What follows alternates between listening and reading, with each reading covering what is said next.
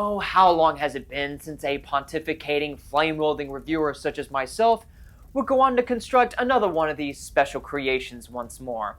5 years to be precise. But I don't necessarily design these things for the sake of opining my frothing vitriol towards 10 disgraces that have ever vandalized the gigantic silver screen. But I do so to send a simple reminder towards 3 kinds of individuals. The first kind, the Hollywood industry, to let them know that the likes of these 10 hideous pieces of celluloid should never be made again. The second kind, the audience, to simply remind them that the following movies should all be avoided at all costs. As for the third kind, the ones who believe that these simple creations that we call top 10 lists are pointless, and we shouldn't denounce these 10 movies' existence just because making cinematic art is simply hard work, and we should just give them a participation award just for trying, no matter if their effort is appalling, half-assed, or so easily misguided. Concerning film criticism, sure, it's a delight to ramble on a movie that just pisses you off so badly. However, at the same time, everyone should be able to learn from their mistakes and improve for the future. After all, in the words of a terrible Star Wars movie, failure, the best teacher is. To those who triumph and rise to the occasion, they might as well make the top 10 best list. But if they continue to be delusional and naive about their own work and ambitions, the more they will continue to fail. Which leads us in today's video. Full disclosure, I have not seen every single movie under the sun, but for those that have shocked me with their ineptitude, their repulsive business practices, and their disdain towards the audience's intelligence, commitment, and time into watching a movie, these following 10 perpetrators have made the cut. Without further ado, be afraid. Be very afraid. For we're on a search for the 10 worst movies of 2024.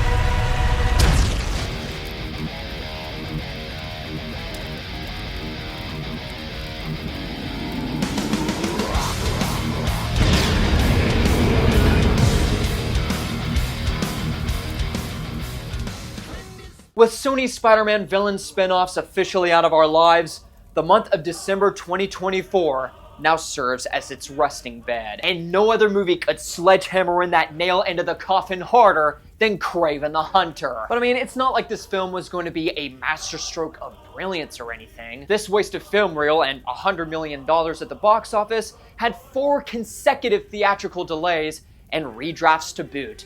So it's no wonder that a movie like this ended up this freaking bad. I'd be more surprised if Queso were to win an episode of Hole in the Wall just by eating the wall. I mean, where do you even begin with this unfinished, mangled up banality deposit? From performances of award-winning actors so phoned in they accrue long-distance charges, CGI animals and blood and violence that are about as realistic as the CGI on Animal Face-Off, editing more lost than Joe Biden trying to solve a Rubik's Cube, and villains so moronic, you think that the writers who rewrote this thing didn't even take a second glance. Not even Aaron Taylor Johnson's commitment to the role could save this movie, nor could Sony even justify this film's existence outside from trying so hard to cling on to that Spider-Man license. And Sony, before you leave, just give me a few more minutes. Just sit right there and be comfortable, because I'm not finished with you yet.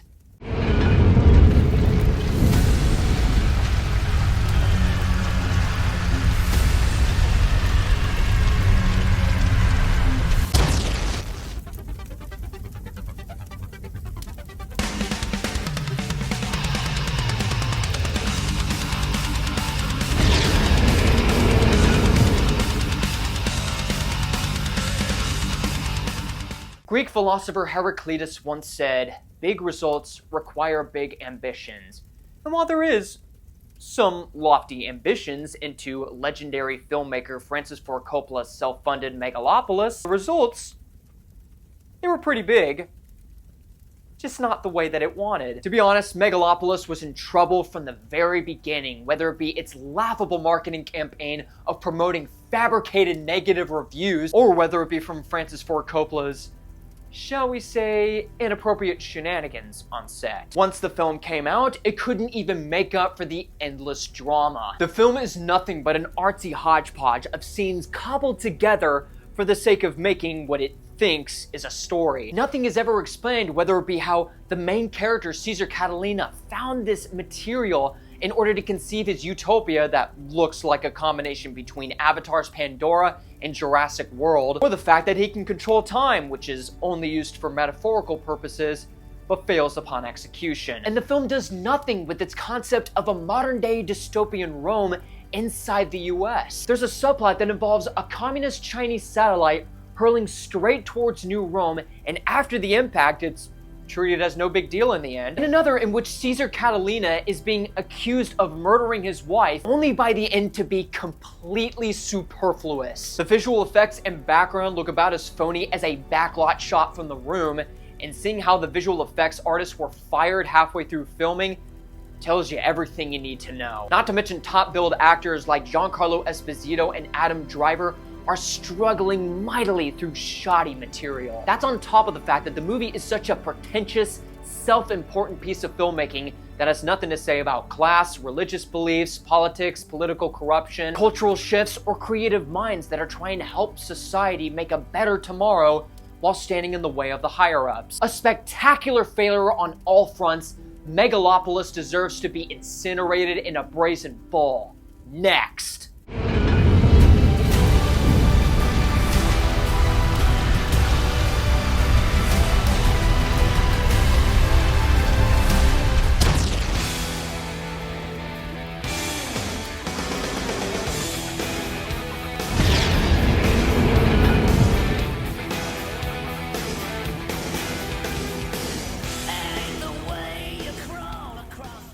Luke Nukem's Webster's defines a Suicide Squad moment as a realization that after discussing a film you already dislike, the more you would come to hate it over time. Inside, you would find a picture of Joker Folie à Deux inside of the dictionary. Or not, it just depends on the edition. As somebody who expressed such admiration and a feeling of gratitude towards the original Joker, this sequel felt like the equivalent of being stabbed in the back and spat on the face, as I lay down in horror to what has happened to something that I thought was truly special. Whereas the original Joker was reviled for all the wrong reasons by naive film critics, Joker Folie à Deux deserved every single excoriating and volatile response from the united critics and masses. Though they hated this movie for different reasons. But yeah, it's so bad that people hated it for miscellaneous reasons. Never mind the performances from Joaquin Phoenix, Lady Gaga et al., and the pointless musical numbers that have a complete lack of substance and do nothing but pad out the runtime. This abominable script deconstructs and defiles everything we know about Arthur Fleck's character by recontextualizing and lying to the audience about iconic scenes that defined him as a character, all to have him humiliated, raped in the showers, and be killed by the real Joker in perhaps what is the most insulting ending of the year. Basically giving the audiences the finger and saying, "How do you like that, losers?" We made a movie that assassinates a character that you found complex and captivating and insults you metatextually for even liking him. Aren't you a bunch of suckers? Well, given the box office numbers, Warner Brothers, Todd Phillips, looks like the joke is on you.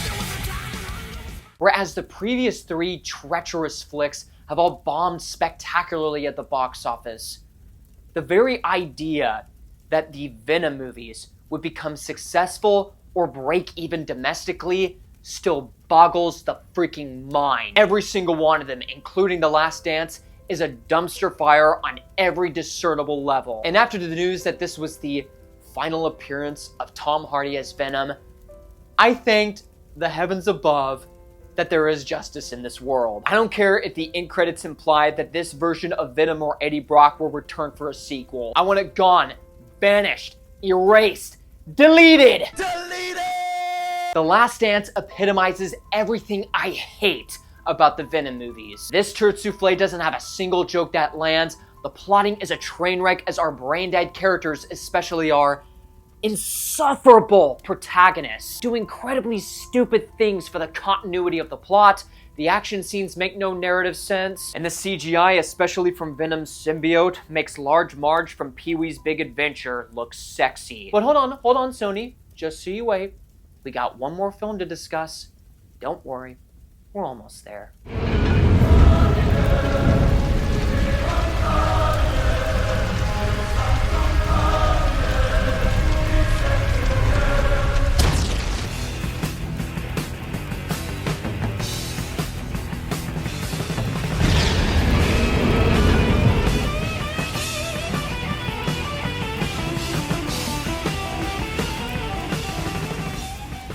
Just because you project your own naive postmodernist perspective of the world while releasing your vision as a quote-unquote satire does not mean that you'll be praised for everything. I enjoy satires, not the kind that are such pretenders like The Purge or Fallout, but the kind that does something smart or poignant with the commentary while exaggerating it with enriching caricatures and allegories of trends, culture, or real life itself. For example, Truman Show, Brazil, RoboCop, and one of my favorite movies of 2024 that we'll talk about next video. The American Society of Magical Negroes is a film touted as one that would satirize the magical Negro caricature, a term that was coined by Spike Lee, but it doesn't even bother to do it well. Instead, it spends most of its time as a cringy, poorly written romantic comedy that involves the romance between this unsympathetic failed artist, or as I consider the director's self-insert, and a girl he likes in one of the most contrived romantic writing this year, and tries to address social commentary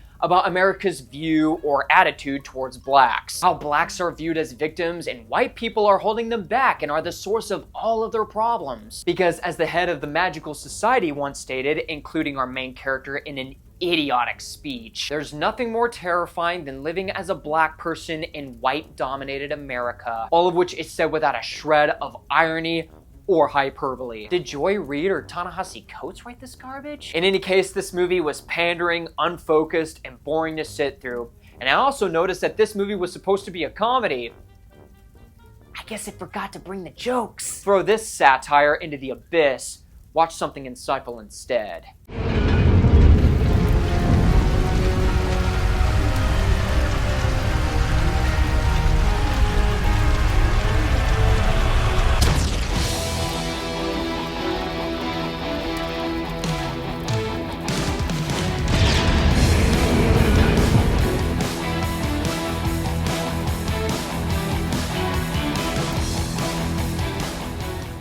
Madam Web, Madam Web.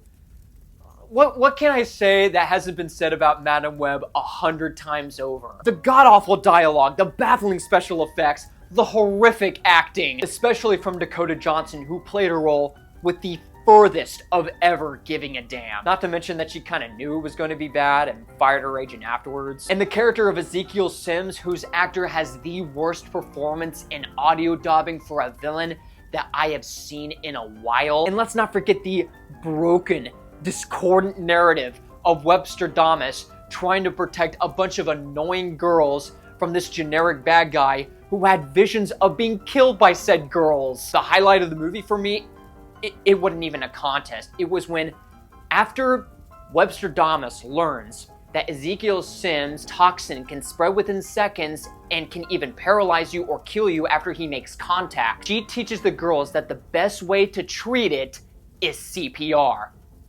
And she's a paramedic! This spin-off of the Spider-Man universe is so ungodly bad, it actually has to be seen to be believed. Not that I implore you to buy this movie, because who the heck would? But if you have a massive group of friends gathered together to roast it for one perfect night, it's gonna make for one heck of an experience. Sony, may we never see the likes of your villain spin-offs ever again, and no amount of defending your wretched catastrophes is ever gonna sway the audiences into thinking that they're just simply misunderstood. You failed to do your job to make a compelling cinematic universe, and now it's time for you to pay the price.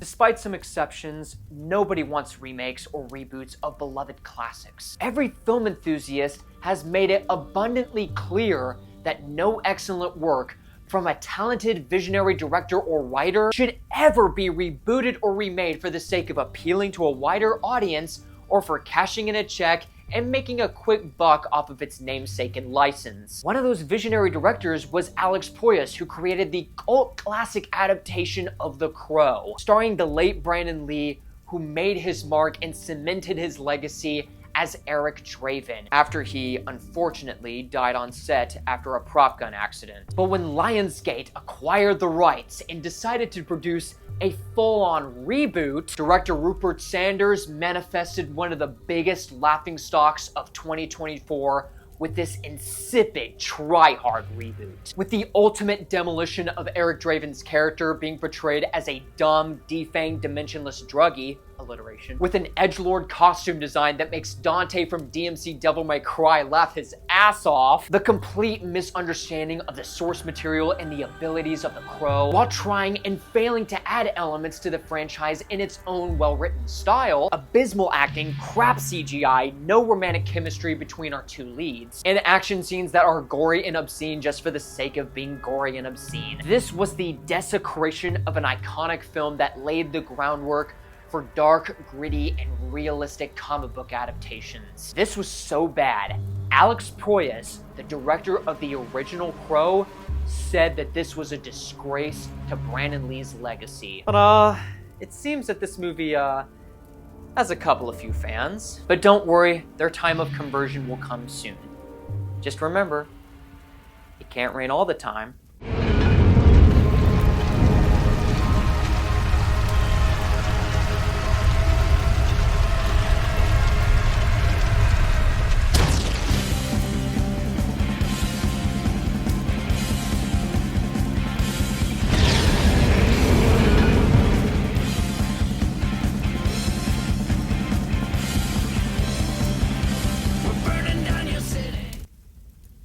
See this? This was my expression after watching the Garfield movie. This was pain. Pure, unadulterated pain. This is like the film equivalent of losing your wallet. It is horrifyingly bad. This was the very first theatrically released Garfield movie that I have seen in all of my life. And it just might be the last. Keep in mind that this movie in the box office outperformed Furiosa. Let that sink in. The Garfield movie inhabits all of the reprehensible, depraved cliches and tropes of animated movies and executes them about as ear-bleedingly and soul-crushingly as the Emoji Movie, The Lorax, and Norma the North. A horrible, obnoxious soundtrack equivalent to a Swiftie screaming in your ear for 100 minutes. Actors who are completely wasted like Nicholas Hoult and Ving Rhames, who is solely there just to pantomime his material for Mission Impossible and to be a plot device, or as miscast like Chris Pratt as the titular character, with animation and comedy that makes you want to be deaf and blind. You know what? I don't want to talk about this movie anymore. I don't want to talk about it anymore. I'm done. It's too painful for me to go any further with this thing. We're moving on to something much worse.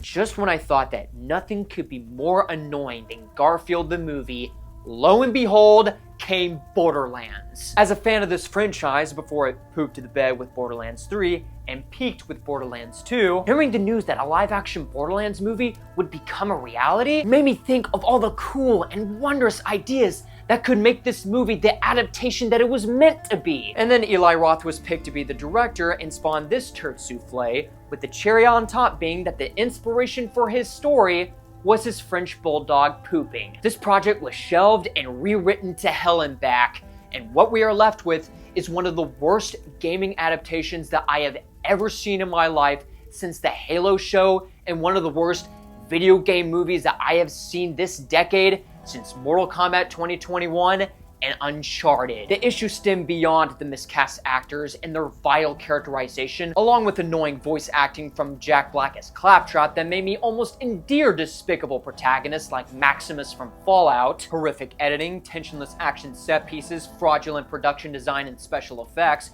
while violating its iconography into oblivion. The writing is so unbearably atrocious that the main writer took his own name out of the project and put in a synonym in his place, denying he had any involvement whatsoever. This film was provided blueprints of the post-apocalyptic subgenre, and it is one of the worst of its kind, while failing to capture the spirit of the video games entirely. But oh, I can hear you thinking to yourself, what could possibly be worse than Borderlands? My friends, it is time to travel to the frozen lake of hell itself to reveal our final, treacherous victim.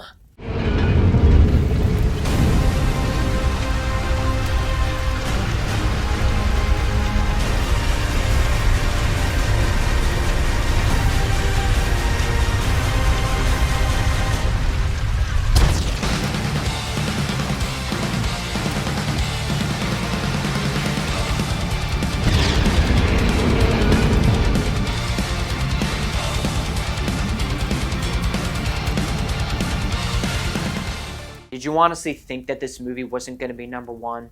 If you did, you're lying to yourself. Was there any other movie that you can honestly think would be worse than this? I've eviscerated and disavowed this movie on my channel, so you can view it and witness the hell I had to get through watching it. Last year, Rebel Moon Part 1, A Child of Fire, earned the rightful mantle to the throne of being the worst movie of 2023. 4 months later, into 2024, Rebel Moon Part 2, The Scargiver, not only shares a special circle in hell as its progenitor, but somehow, this spawn, birthed by Lilith herself, is even worse. Take everything that was ill-conceived and inept in Part 1 with its poorly realized characterizations, humiliating performances from even the best of the cast, a complete lack of development and piss-poor payoffs, repulsive dialogue and exposition, a hilariously pathetic plot with holes bigger than the Andromeda Galaxy, unfinished incorporeal world-building, retarded over-the-top villains, blurry and distracting cinematography, overly self-serious score, and action scenes littered with slow motion, and embarrassingly stilted choreography, and crank the incompetence, ostentatiousness, and immaturity to its apex. I mean, what else can they add to justify the length of the second part? A face-palming assassination sequence comically referencing Julius Caesar? An entire scene in which every single character explains their backstory to each other that are nearly identical to their own? One of which is a character who explains that he escaped his homeworld from an invasion and his mother, in order to preserve the bloodline, commits suicide. 4 slow-motion montages of Veld farmers harvesting and milling grain, assassinating our main lead by having her commit a war crime. You can end up in a downward spiral thinking about how inept this movie is. That's on top of the fact that Zack and Netflix decided to concoct this money-grubbing business strategy of releasing these edited-to-pieces, watered-down, festering piles of regret on purpose just to sucker consumers in and have them beg for Zack Snyder's 3-hour-long director's cut, promising that these versions are going to be totally different, when all he is doing is trying to replicate the hype of a cut that wasn't worth making to begin with. Aside from debacles such as the Whedon-Snyder cut of Justice League, Batman v Superman, and Sucker Punch, these two movies are the ne plus ultra of a cinematic career as a director and writer. If he doesn't learn from his mistakes after acquiring every opportunity he gets, meanwhile, those who are wanting to make their debut vision or redeem themselves get shunned from Hollywood, he will continue to make one disaster piece after another. And I'm glad that people are starting to realize who Snyder really is. A man blinded by his own unbridled meretricious ego that he loses sight of how to write a story, characters, or world building, nor can he even wonder why his inspirations were lauded for generations. Zack, I beg of you. In fact, I implore you, if you can't make a good movie anymore, please retire. Just please go away. Go away, write a book, paint with watercolor, do whatever you want that doesn't involve you holding a camera. Spare humanity from your feckless craftsmanship. May Rebel Moon Part 2, The Scargiver, burn in hell for all of eternity, as Cerberus eats its carcass over and over again, knowing that its ultimate sin was being the worst movie of 2024. Well, that was fun. Ladies and gentlemen, thank you for having to endure this road to hell that we've gone through, witnessing the 10 worst movies of 2024. Once I return, I will talk about my very first movie of 2025, and we will climb the stairway to heaven as we go over the top 10 best movies of 2024. Until next time, my name is Luke Nukem, and you, my friends, have been blown away.